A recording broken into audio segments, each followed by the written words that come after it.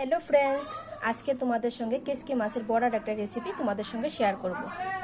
তো পাশে থাকো, পুরোটা ভিডিও দেখতে থাকো।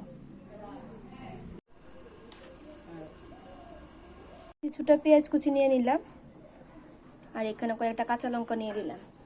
তারপরে মিক্সচারে পেঁয়াজ কুচি আর একটু লঙ্কার গুঁড়া দিয়ে দিলাম। তারপর কয়েকটা কাঁচা লঙ্কাও দিয়ে দিলাম। মিক্সচার করে নিলাম। এখন কেসকি মাছগুলোকে ভালো করে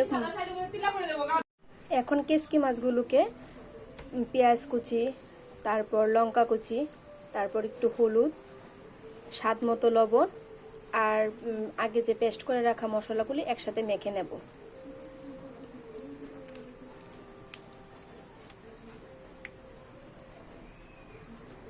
সবকিছু একসাথে দিয়ে ভালো করে মেখে নেব।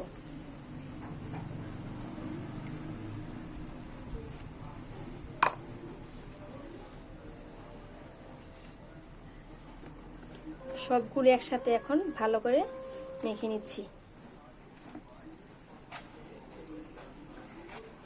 কেসকি মাছগুলোকে ভালো করে মেখে উপর দিয়ে একটু লঙ্কা কুচি, একটু ধনিয়া পাতা দিয়ে দিলাম।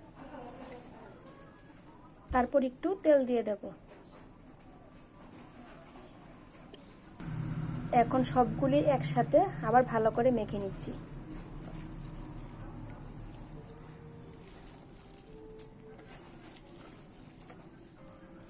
সবগুলি একসাথে মেখে নিল।